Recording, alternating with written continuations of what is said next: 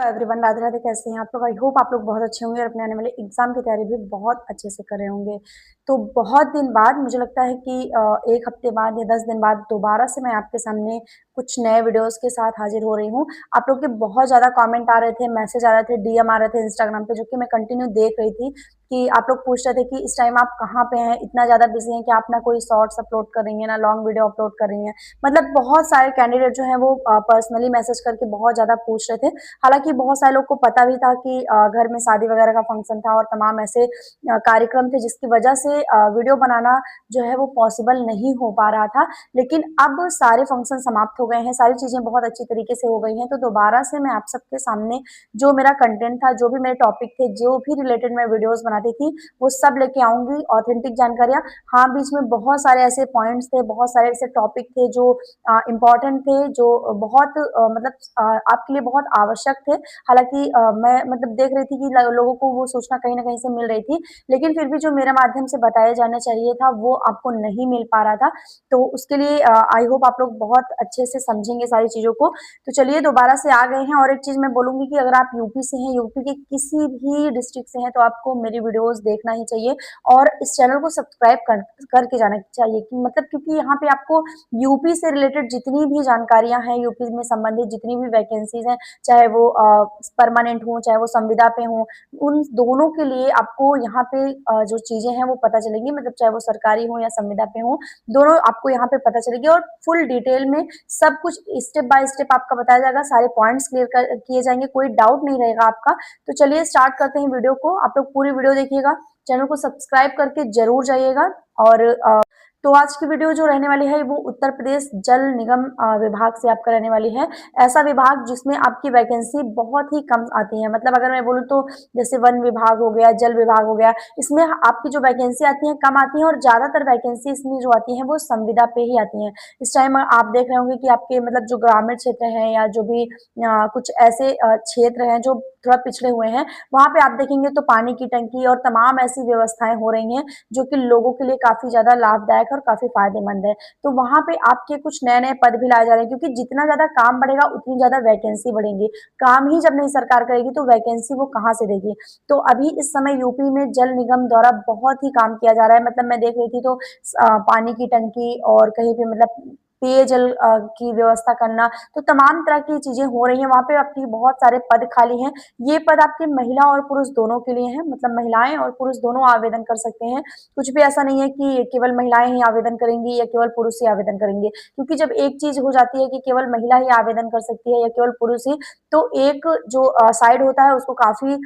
मतलब ये होता है कि मेरे लिए ये पद क्यों नहीं आता, अगर आया होता तो मैं भी इसमें फिल करती। तो ये चीजें इसमें होता है। तो इसमें आपको महिला और पुरुष दोनों मतलब बोथ कैंडिडेट यहाँ पे अप्लाई कर सकते हैं, दोनों कैंडिडेट अप्लाई कर सकते हैं। महिलाओं के लिए मैं बोलूंगी ये बहुत बेस्ट जॉब है, क्योंकि इसमें जो आपका काम रहेगा वो अपने ही एरिया में रहेगा, मतलब आपके अपने ही क्षेत्र में आपका काम रहेगा। आपको जैसे होता नहीं कि जिला स्तर पे काम होता है, लेकिन यहाँ पे आपको गांव में ही आपके काम मिलेगा। जो भी आपका वहां पे काम चल रहा होगा उसी में आपको जाके वहां अपना जो नौकरी है वो करनी है, अपना समय वहां पे देना है। ठीक है, 7 से 8 घंटे की आप जॉब जॉब होगी आपकी डे की, जिसमें जैसे हर तरह की जॉब होती है यहाँ पे, मतलब जैसे सारी जॉब होती है 7 से 8 घंटे की, वैसे ही आपकी यहाँ पे जॉब रहने वाली है।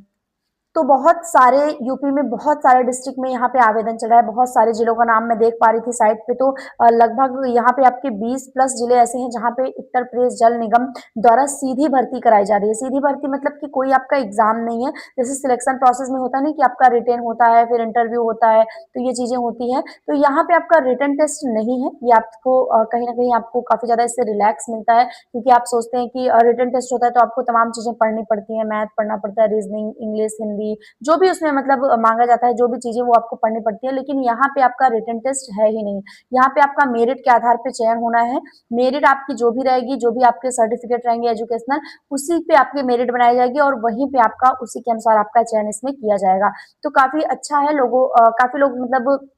चाहते हैं कि मेरिट के आधार पे चयन हो। हालाँकि संविदा की भर्ती में अगर आप देखेंगे सेवा योजन पोर्टल की जितनी भी वैकेंसी मैं आपको बताती हूँ, वहाँ पे आपका मेरिट के आधार पर ही चयन होता है क्योंकि पद आपके जो होते हैं वो संविदा के होते हैं और यहाँ पे आपकी जो सैलरी होती है वो भी थोड़ा-सा कम होती है। तो इसलिए आपकी मेरिट के आधार पर यहाँ पे आपका चयन होता है, कोई एग्ज़ाम नहीं है, कोई फीस नहीं है। मतलब आपको फॉर्म अप्लाई करने के लिए कोई भी फीस नहीं देनी है, कोई शुल्क नहीं देना है। ये सबसे अच्छी बात है क्योंकि अगर आप किसी साइट पे 400-500 रुपए पे कर रहे हैं, मतलब वहाँ पे आप फीस दे रहे हैं और उसके बाद आपका सिलेक्शन नहीं होता तो आपको लगता है कि वेबसाइट पे करना या किसी भी साइट के माध्यम से फॉर्म अप्लाई करना जिसमें आपको पेमेंट करनी हो तो वो काफी ज्यादा टफ होता है क्योंकि बहुत सारे कैंडिडेट मुझसे बोलते हैं कि जैसे अभी हालांकि आपने देखा होगा कि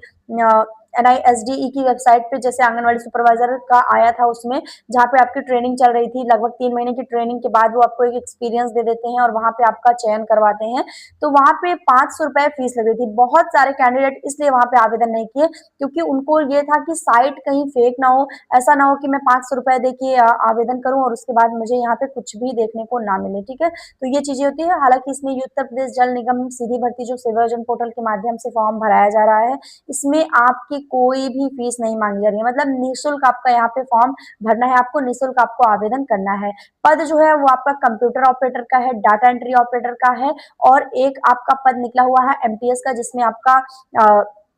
सिक्योरिटी गार्ड और वॉचमैन जैसा कि होता नहीं कि अगर आपके क्षेत्र में कोई भी काम हो रहा है सरकारी कोई काम हो रहा है तो वहां पे आपका सिक्योरिटी गार्ड या वॉचमैन को रखा जाता है कि रात्रि में जो देख रेख होगी वो करेंगे किसी भी मतलब ऐसी कोई घटना दुर्घटना ना हो जिससे कि सरकार के काम में रुकावट आए तो इसमें आपका ये पद भी निकाला गया है सिक्योरिटी गार्ड और वॉचमैन का ठीक है सैलरी में आपको हर की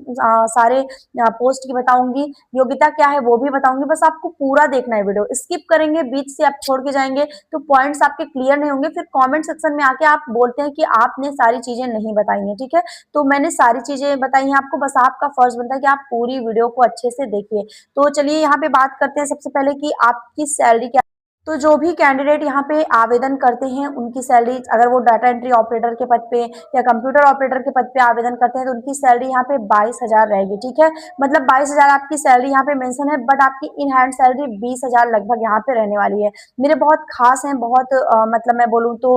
मेरे भाई हैं जिन्होंने इसमें नौकरी किया है कंप्यूटर ऑपरेटर का जिसमें उनके ही गाँव के पास मतलब 1 से 1.5 किलोमीटर की दूरी पे वहां पे पानी की टंकी में उनको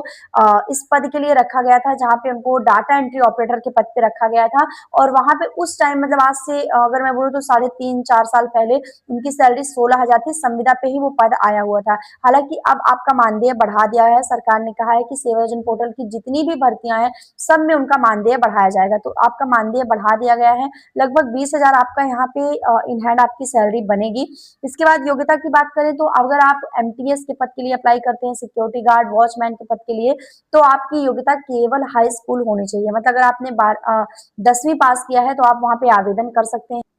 और अगर आप डाटा एंट्री ऑपरेटर या कंप्यूटर ऑपरेटर के लिए आवेदन करते हैं तब आपकी वहां पे योग्यता जो है वो हाई स्कूल प्लस आपका इंटर होना चाहिए ठीक है मतलब 10+2 आपकी योग्यता होनी चाहिए साथ ही साथ आपके पास कंप्यूटर की डिग्री होनी चाहिए यानी आप data entry operator computer operator दोनों आपका कंप्यूटर से ही संबंधित है तो आपके पास कंप्यूटर की डिग्री होनी चाहिए चाहे वो CCC हो अगर CCC नहीं है तो कुछ और अगर आपके पास डिग्री है कंप्यूटर की तो वो भी आप यहाँ पे लगा सकते हैं ठीक है तो ये चीजें हैं बाकी यहाँ पे आपका टाइपिंग भी मांगा जा रहा है क्योंकि मैंने आपको बताया था ना कि आपको टाइपिंग सीख लेनी है और CCC कर लेना है अगर ये दोनों चीज आप किए रहते हैं तो आपको बहुत सारी जगह पे आपको मौका मिलेगा आवेदन करने के लिए तो यहाँ पे आपकी टाइपिंग है जिसमें आपकी हिंदी टाइपिंग जो है वो 25 शब्द प्रति मिनट है और इंग्लिश आपकी टाइपिंग जो है वो 30 शब्द प्रति मिनट है ठीक है यानी आपको 1 मिनट में 30 वर्ड वहां पे टाइप करने पड़ेंगे तो ये आपकी टाइपिंग है अगर आपको टाइपिंग आती है तो आप यहाँ पे आवेदन करिएगा नहीं आती है तो आप आवेदन अगर करेंगे तो कोई फायदा नहीं है क्योंकि सिलेक्शन उसी का होगा जिसको ये जो भी यहाँ पे मेंशन है